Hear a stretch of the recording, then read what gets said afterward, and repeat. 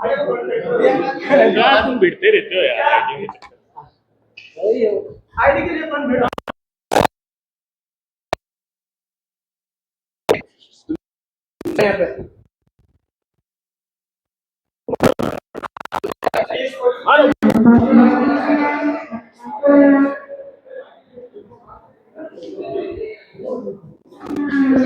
मारो वो उनकी सेना की आईडी तो दिया 2 बार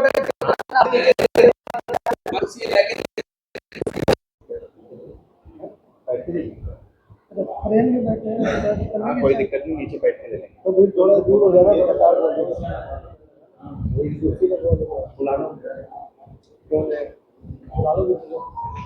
तैयार हो जाते हैं, बहुत सारे तैयार हो जाते हैं साहब के खाली मैं साहब कुछ मुँह लगाओ या नहीं लगाओ। आराम से आराम से आराम से आराम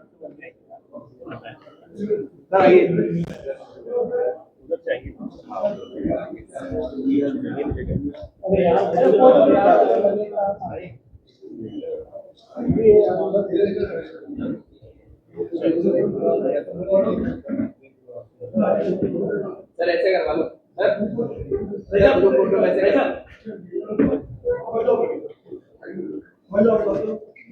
भैया थोड़ा ऊपर करो भैया चुप करो। हालात बड़े गंभीर हैं राजस्थान में। जब से सरकार आई है तब से पता नहीं किशोर जी किस सुकून में आई है ये सरकार कि लोगों में हाहाकार मच गया है। सरकार नाम की चीज़ नहीं है। डबल इंजन की बात की गई। डबल इंजन किस बात के लिए है? उल्टा है तो रेप ज़्यादा हो रहा है, दवाएं मिलनी बंद हो गई हैं, कानून ऐसे चौपट हो गई है। शिक्षा का क्षेत्र हो या स्वास्थ्य का क्षेत्र हो, सभी क्षेत्रों में जो है कोई सुनवाई नहीं हो रही है। तो ये स्थिति डबल इंजन सरकार के मायने क्या है? लोगों में ऐसा मैसेज गया कि डबल इंजन दिल्ली वाला आ जाएगा तो पता नहीं हमारे यहाँ शानदार गवर्नेंस होगी, शानदार गवर्नेंस होगी। उल्टा हो गया राजस्थान में, उल्टा हो गया। ऐसी स्थिति में अपन चल रहे हैं। आप किसी भी गांव में जाओगे, मैं बार बार मुख्यमंत्री का आग्रह कर रहा हूँ, तो मैं वार्न कर रहा हूँ, चेता रहा हूँ, पब्लिक इंटरेस्ट कर रहे, क्योंकि 5 साल सरकार इनकी रहनी है। तो 5 साल अगर सरकार ऐसी निकम्मी नाकारा रहेगी तो नुकसान किसको होगा? पब्लिक को होगा। हमें चिंता पब्लिक की है। तो ये लिए मैं बार बार इनको कहता हूँ, प्लीज़ आप अपनी एजेंसियों को भेजो गांव में, पता करो वास्तव में गांव वाले क्या कहते हैं। हर गांव में, हर कस्बे में, हर वार्ड में आपको एक ही बात मिलेगी, सुनवाई नहीं होती है, बिना पैसे लिए काम नहीं होती है। मैं दावा नहीं करता कि हमारे वक्त में तो 0 करप्शन था। करप्शन तो हर राज्य में, हर सरकार में होता है। अभी सब सीमाएं टूट चुकी है, अभी सीमाएं टूट चुकी है। ये जो स्थिति बनी है, इसके लिए हम क्या करेंगे? रेप हो रहे हैं, खड्डे से पड़ गए हैं कि एक प्रिंसिपल जो था कोटा के अंदर, वो अपनी रिटायरमेंट 35 साल की सर्विस के बाद जा रहा था, वो अपने बापी घर पे पार्टी दे करके रास्ते में खड्डे में पड़ गया और मर गया। ये घटना क्या कहोगे? 500-600 खड्डे होंगे जयपुर के अंदर, मुश्किल से 100 खड्डों को भी ठीक किया गया। हर जिले में, हर कस्बे में, शहरों में टूटी पड़ी सड़कें पड़ी है, पेमेंट सबके रुक गए हैं। मेरे पास 8-10 विभागों के नाम है, उन सबके पेमेंट ड्यू हो गए हैं। छोटे ठेकेदार तो आप समझ लो कि उनके घरों में आंसू आ रहे हैं, आप कल्पना नहीं कर सकते। ये बात मैं कह रहा हूँ, सोच समझ के कह रहा हूँ। जो फीडबैक मिला, मुझे मिलना आए थे, उसके आधार पर मैं कह रहा हूँ कि वो कहते ना, हम तो 1000 ठेकेदार में 100 बड़े ठेकेदार होंगे, वो फिर भी काम चला लेते हैं। पर जो हम छोटे ठेकेदार हैं, उनके तो जो कर्जा होता है, लोगों से पैसा लेके खर्च करते हैं, वो पैसा नहीं चुका पा रहे हैं, वो आगे तंग करता हम लोगों को। और सरकार ने सब पेमेंट बंद कर दी है, लंबे अरसे से, चाहे PhD के हो, चाहे PWD के हो, किसी विभाग के हो, उन सब की स्थिति हो गई। जिस सरकार में पेमेंट देने में पैसा नहीं है, इसका मतलब सरकार चल सकती है, गवर्नेंस हो रही है क्या? कोई डिपार्टमेंट पैसा नहीं देने के लिए, बल्कि पेंशन 4-5-6 महीने लग जाते हैं। जो बुजुर्गों को पेंशन होती है, विधवाओं को होती है, दिव्यांगजनों को होती है, वो पेंशन नहीं मिल पा रही है। तो सरकार है कहाँ राजस्थान का? इन स्थितियों में अपन लोग देख रहे हैं और स्थिति बड़ी नाजुक है। रेप तो ऐसी स्थिति बन गई है कि NCRB डेटा में अनुसार नंबर 1 है राजस्थान रेप के मामलों में। हर मामलों में हम लोग इतने नीचे चले गए हैं। मुख्यमंत्री फिर मैं कहना चाहूँगा, सरकार आपको 5 साल चलानी है। भगवान करे आप भी 5 साल रहो मुख्यमंत्री, हमारी दुआएं आपके साथ में हैं। हमें कोई एतराज नहीं आपसे, आप भले आदमी हो। तो भले आदमी क्या काम का? अगर गवर्नेंस नहीं देगा तो नुकसान तो पब्लिक को होगा, पब्लिक को होगा। गृह मंत्रालय जो खुद के पास में है, एडवाइजर में बार बार कहता हूँ, मुझे एडवाइजर शिकायत नहीं है, हर मुख्यमंत्री रखता है सलाहकार। पर मैं कहना चाहूँगा कि आप अपने एडवाइजर की मीटिंग बुलाओ, उनको कहो भाई बताइए आपके पास फीडबैक क्या है जी। कोई समझ में नहीं आ रहा मेरे तो। ये मैं बातें जो कर रहा हूँ खाली पॉलिटिकल नहीं कर रहा हूँ, ये बातें जो बिजली अंधेरा पड़ा हुआ है। कल आए डूंगरपुर बांस वाले लोग, 5-6 घंटे बिजली कटौती होती है। और ये ऐसा नाटक झूठ क्यों बोलते हैं? सबसे बड़ी बात वो शिकायत है, अगर मान लो पेट्रोल डीजल नहीं आ रहा, पेट्रोल LPG नहीं आ रहा है, अब खुले कहिए भाई हमारी मजबूरी है। ईरान के अमेरिका के वार के बाद में स्थिति ऐसी बन गई है और ये भाव बढ़ रहे हैं। भाव बढ़ते तो इनकम बढ़ती है स्टेट गवर्नमेंट की, केंद्र भाव बढ़ाती है तो इनकम बढ़ती है स्टेट गवर्नमेंट। तो क्या उनमें जो इनकम बढ़ती है कुछ हिस्सा दे सकते हो क्या? नहीं दे सकते, को नहीं दे सकते, हमारी मजबूरी है। वैसे हम तो क्या कहते हैं, जो स्थिति हमारी फाइनेंशियल नहीं देने की, कुछ तो कहो। पर आप झूठ मत बोलोगे नहीं खाद मिल जाएगा, खाद दिलाने लग जाएगी मान लो बरसात आते ही, तो कहीं कानून ऐसी स्थिति बिगड़ नहीं जाए, ये चिंता तो सरकार को होनी चाहिए। पीने का पानी तो गर्मी में आप देखे त्राही मची हुई है और टैंकर लोग खरीद के मंगाते हैं, 500 रुपये देते हैं मोहल्ले वाले मिल करके। तो सरकार कहीं कहीं भेज रही है, वो भी खबर मेरे पास है। कहीं कहीं भेजने काम नहीं चलेगा। जिला प्रशासन को जहाँ मांग है, कम से कम पीने का पानी पिलाने की जिम्मेदारी नैतिक रूप से हमारी है।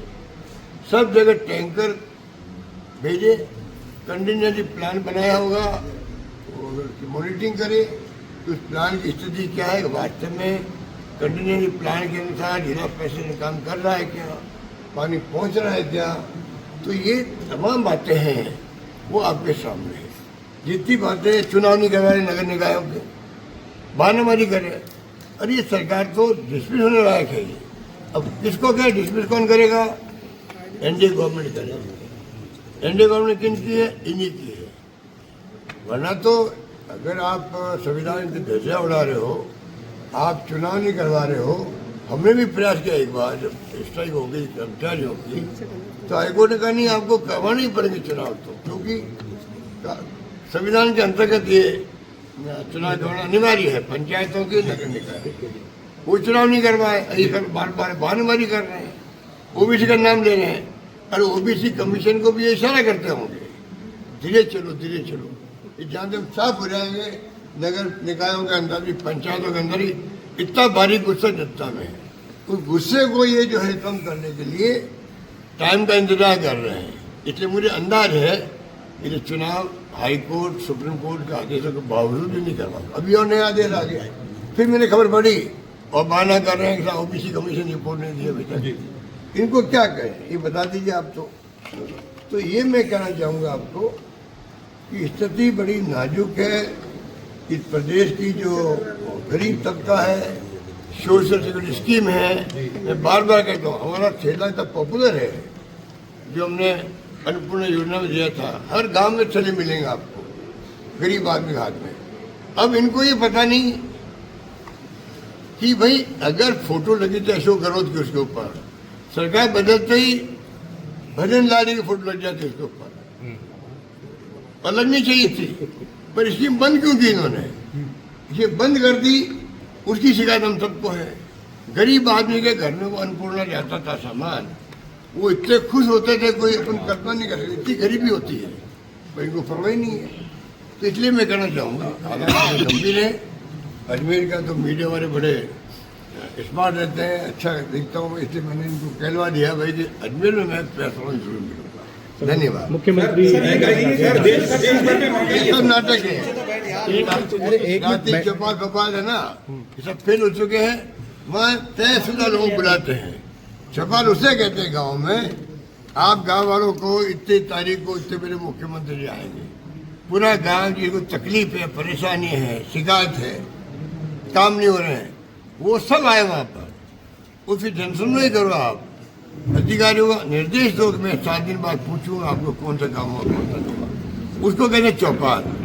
ये इनके नारे करने में उस्ताद लोग हैं, होशियार लोग हैं, नारे करने में होशियार है। केंद्र सरकार भी, स्टेट गवर्नमेंट नारे अच्छे करेंगे, उस प्रकार से लोगों को भ्रमित करते हैं, तो भ्रमित कब तक करते जाएंगे? अरे हम सब हिंदू भैया, हिंदू सब है, हिंदुस्तान पूरा हिंदू भी है, मुस्लिम भी है, सिख भी है, ईसाई भी है, फारसी भी है, अलग अलग भाषाएं हैं। उसके बाद में ये देश एक रहा, अखंड रहा। इंदिरा गांधी ने जान दे दी, पर खालिस्तान नहीं बनने दिया। ये नई पीढ़ी को भी बताना पड़ेगा हम लोगों को। नई पीढ़ी जो है उसको चाहिए अध्ययन करे वो। आजकल तो स्मार्टफोन है, इंटरनेट है, और एआई अलग से आ गया। एआई का सब उपयोग करे। नॉलेज इज पावर, जिसके पास ज्ञान है वो शक्तिशाली है। नई पीढ़ी का आह्वान करूंगा मैं, छात्र हो, युवा हो, राजनीति में आए वो। पहली बात विचारधारा के लिए समझ पैदा करे, कौन सी पार्टी विचारधारा में क्या बैकग्राउंड है, क्या भावना है, उनके ऊपर किस पार्टी में जाए हमें एतराज नहीं, पर युवा पीढ़ी को राजनीति में आना चाहिए, उनको देखना चाहिए। अब चुनाव नहीं करवा रहे यूनियन के, अरे इनमें से कई नेता बने, हमारे मंत्री बन गए हैं केंद्र में, राज्यों में, तो क्यों नहीं चुनाव करवा रहे? लीडरशिप वहीं से पैदा होती है, चुनाव नहीं करवा रहे। ये साजिश से लोग हैं, इनका कोई लोकतंत्र में यकीन नहीं है, इसलिए स्थिति बनी हुई है। दवाइयों की जो स्थिति है, स्थिति बर्बाद हो रही है। आरजीएस बंद हो गया, आरजीएस कर्मचारी दुखी है, पेंशनर दुखी है, पेंशनर दुखी है। सर सरकार जो क्या है बीतती पूरे लोगों पर? आप आओ वहाँ पे केंद्र में आओ, फोटो खिंचवाओ, आप जिंदा हो नहीं हो प्रमाण पत्र दो, ये काम घर जाकर नहीं मालूम कर सकते क्या? ये एक 80 साल का, 90 साल का आदमी जो है वो जाके अब आप अपना आपको बताए मैं जिंदा हूँ या मैं मेरी फोटो खींचो, क्या बात है? घर जाके फोटो खींचवा देवे। आप 60 प्लस 70 प्लस के लोगों को, 80 प्लस लोगों को बुलाओ, कैसे काम चलेगा? नहीं, लेकिन दवाई मिल नहीं रही है। भारत तो विश्व हमारी गुरु बनने जा रहा है। योजना थी वो जो है कमजोर कर दी उसको। पैसा मांगते प्राइवेट वाले, क्योंकि सबके पैसे ड्यू है। जैसे मैंने बताया ठेकेदारों के, मेडिकल स्टोर के पैसे बकाया है, प्राइवेट हॉस्पिटल के बकाया पैसे हैं, वो सब दुखी है बेचारे, उन्होंने इलाज करना बंद कर दिया है। इलाज का पैसा मांगते हैं उम्मीदवार जो बीमार होते हैं उनसे, और कहते हैं पैसा मिल गया तो वापस दे देंगे। तो सरकार को चाहिए जो वादे कर रहे हैं, एक ऐसा मैकेनिज्म डेवलप कर दे, अगर वास्तव में, और फिर पैसा उनको दे, सुनिश्चित करे, जिससे पैसा तुमने लिया 25,000, 50,000, 2 लाख, 4 लाख, 5 लाख वापस देने सुनिश्चित करे सरकार। ये सरकार होती है। पर वो तो दवाएं नहीं मिल रही है, ऑपरेशन बंद हो गए, पैसा मांग रहे वो लोग। आरजीएस तो आपके पत्रकारों को भी हमने इंक्लूड किया था, सब दुखी हैं। मैं कह रहा सर, भारत विश्व गुरु की बनने की तरफ वो बढ़ तो रहा मोदी जी है। जवाब देते विजन 2047 लेकिन जो मेरी है बात वो है। सुनिए, 2047 तक कौन रहेगा इस दुनिया के अंदर, पता है किसी को? नहीं, लेकिन राम राज्य तो आ गया अब पूरा उन्होंने जो कहा है। 2 डबल इनकम कर देंगे, 2 करोड़ नौकरी देंगे, काला धन लेके आएंगे, 15 लाख रुपये खाते में रहेंगे।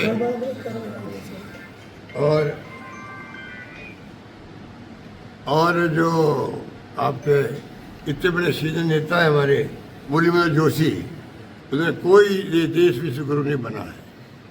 ये स्थिति वो खुद ही सर्टिफिकेट दे चुके सरकार को, हम क्या देवे। सर लगातार नीट के पेपर और बच्चों को ले जाना चाह रही है, बच्चों से पढ़ाई को लेकर भी जो है इस तरह की बातें की जा रही है कि पुरानी जो परंपराएं हैं अध्यात्म की, उनको जो है पुरानी अब ये बातें देखो हिंदुस्तान की जनता को भ्रमित कर रही है ऐसी बातें करके। हर हिंदुस्तानी जो हिंदू है या कोई जाति धर्म का है वो अपने धर्म का पालन करे, उससे एक वाकन रहेगा। वरना तो राजीव गांधी हत्या हो गई, इंदिरा जी हत्या हो गई, वो खालिस्तान में बने थे। ये तो कांग्रेस का इतिहास है, गवाह है। बांग्लादेश बनाया तो इंदिरा गांधी के वक्त बना, ये अमेरिका था। आज बेइज्जती करा हमारे प्राइम मिनिस्टर की, मोदी जी है तो हमारे प्राइम मिनिस्टर, उनकी बर्दाश्त हम कैसे कर सकते हैं बेइज्जती। ट्रम्प साहब बोलते हैं कभी मेरे दोस्त थे, कभी कहते हैं मैं इनका पॉलिटिकल करियर खत्म कर सकता हूँ, कभी हिंदुस्तान के बारे में कमेंट कर देते हैं। तो जहाँ पे जवाब राहुल गांधी जी बार बार कहते हैं आप जवाब क्यों नहीं देते हो। ऑपरेशन सिंधु मैंने बंद करवा दिया, आप जवाब दो। जो डील किए ट्रेड डील एक तरफा करिए, दबाव करिए, हिंदुस्तान बर्बाद हो जाएगा। राहुल गांधी चेता रहे हैं। राहुल गांधी ने जब हुई थी नोटबंदी तब भी कहा था बर्बाद हो जाएगा, कोई काला धन वापस नहीं आने वाला है, खत्म नहीं होने वाला है। वही सत्य है। कोविड आया था तब राहुल गांधी जी ने कहा था, इन्होंने परवाह नहीं करी। अब कह रहे आप ट्रेड डील कर रहे हो, ये हमारे देश के हित में नहीं है। कोई दुनिया के कोई मुल्क हमारे साथ रहे ही नहीं, विश्व गुरु की बात कर रहे हैं। दुनिया में लगभग 200 मुल्क होंगे, एक देश हमारे साथ खड़ा नहीं रहा ऑपरेशन सिंधु में। और जो आतंकी देश है पाकिस्तान, आतंकवाद पैदा करता है, आतंक को बेचता है, और हम पूरे देश में दुनिया में बताते हैं कि आतंकवादी देश है। वो बताइए आप, उसको हम आतंकवादी घोषित करने वाले हैं, कर दिया है कहते हैं। वो शांति की बात कर रहा है ईरान इराक अमेरिका के बीच में। इस्लामाबाद में शांति वार्ता इस्लामाबाद में होती है। दुनिया ने क्या देखा, पाकिस्तान जैसे मुल्क में देखिए शांति की वार्ता होती है, शांति प्रिय है वो वार्ता हिंदुस्तान में होनी चाहिए थी, क्योंकि गांधी का देश हमारा मुल्क जो है शांति इंसान विश्वास करने वाला मुल्क है। दुनिया के अंदर सबसे सिरमौर कोई है वो है हिंदुस्तान, जहाँ शांति अहिंसा भाईचारा प्यार मोहब्बत की बात होती है। जहाँ राहुल गांधी की नफरत के बाजार में मोहब्बत की दुकान खोलेंगे। किसकी कमी रही सर? भारत सरकार लगातार नरेंद्र मोदी कहीं ना कहीं मेरी भारत सरकार लगातार रोजगार मेले लगा रही है।